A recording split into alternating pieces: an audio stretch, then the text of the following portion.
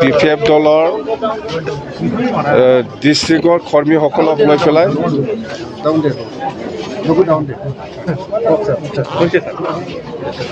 আজি আমাৰ কোকৰাঝাৰ জিলাৰ PPF দলৰ ওমেন উইং হওক, ইয়থ হওক, BSU হওক, মাইনৰিটি চেল হওক, গোৰ্খা চেল হওক, চবকে লৈ পেলাই এটা ৱৰ্কশ্বপ হৈছে।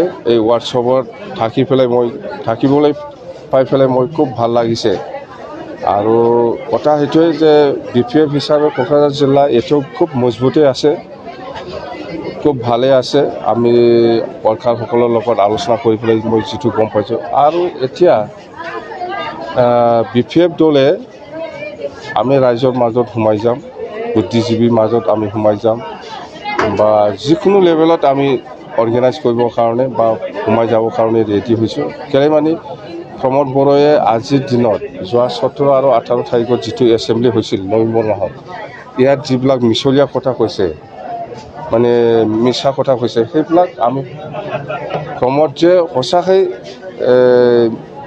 মানে মিছলীয়া মানুহ, সেইটোকে আমি প্ৰমাণ কৰিবলৈ আমি গ্ৰাউণ্ডত আমি নামি যাম। মুঠতে প্ৰমোদ বড়ো হিচাপে আজি PTCৰ চিফ হোৱাটো যোগ্যতা নাই। সি আপচু প্ৰেচিডেণ্ট হৈ পেলাই বড়ো জাতিৰ কাৰণে কাম কৰি থাকিলে ভাল আছে। সি মানে BTCটো আপচু চলোৱাৰ নিচিনা চলাই আছে। আৰু আমি অপ'জ কৰিছোঁ প্ৰমোদ বড়োৰ যিটো গাঁও গঠনৰ কথা লৈ পেলাই যিটো কাম কৰি আছে, সেইটো আমি সদায় অপ'জ কৰি যাম।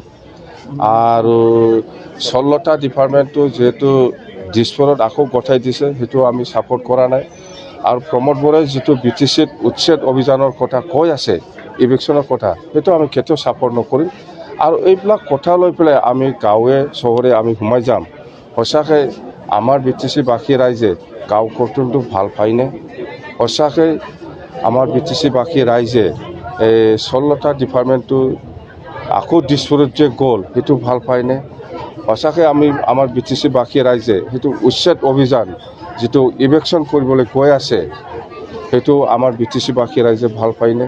এইবিলাক প্ৰত্যেক কথা লৈ পেলাই আমি পাব্লিকৰ মাজত সোমাম, টাউনে চহৰে আমি মিটিং কৰিম। মুঠতে আজি প্ৰমোদ বড়োই যিটো ডিচিশ্যন লৈ পেলাই কাম কৰিবলৈ গৈ আছে, এইটো একদম মানে ভাল নহয়। আৰু গেষ্ট হাউচৰ কথা, বডলেণ্ড গেষ্ট হাউচ কলকাতাত এটা আছে, দিল্লীত দুটা আছে, গুৱাহাটীত দুটা আছে, শিলিগুৰিত এটা আছে, কোকৰাঝাৰত আছে।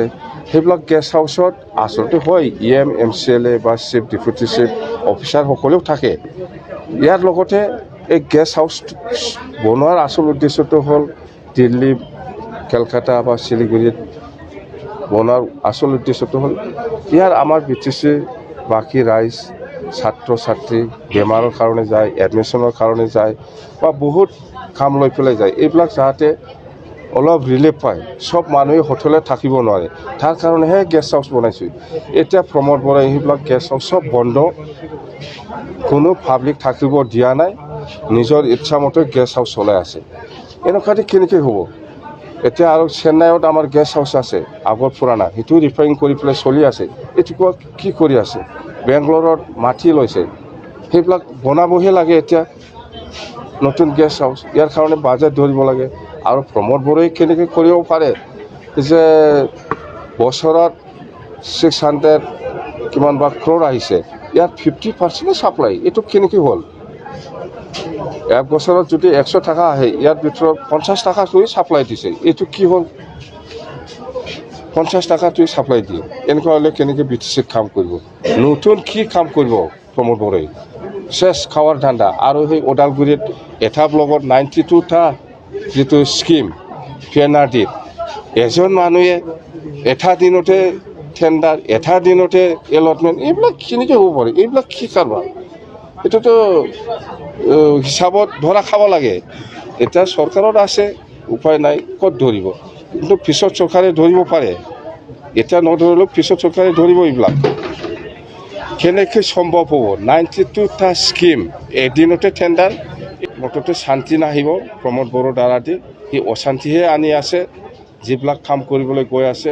আৰু NDBৰ কাৰণে যিটো ৰিহেবিলিটেশ্যনৰ বা কেছ উইথড্ৰৱাল বা জেলৰ পৰা যিটো ওলোৱাৰ যিটো প্ৰচেষ্টা, সেইটোতো নীল। প্ৰমোদ বড়োই ইয়াত হাতে দিয়া নাই এতিয়ালৈকে। ইমান কষ্ট পাই আছোঁ NDP ল'ৰাসকলে খেদাৰসকলে লিডাৰসকলে জেলত আছে এতিয়াও ওলাব লাগে কেছ উইথড্ৰ কৰিব লাগে এইবিলাকতো কোনো মেনশ্যনে নাই প্ৰমোদ বৰাই এই BTCত যিটো পইচা আহিছে এইটো কেনেকৈ মই খাব পাৰোঁ এইটো কাৰণেহে প্লেনিং বনাই আছে আৰু সেইটো কাৰণে ইহঁতে ৰাতি অফিচ কৰি থাকে 10টা 11টালৈকে দিনত অফিচে নকৰে ৰাতি 9টা 10টা 11টালৈকে অফিচ কৰে এইটো প্লেনিং তাৰমানে এই BTCৰ পইচাটো কেনেকৈ খাব লাগে ইয়াত প্লেনিং কৰি থাকে এইখিনি কথা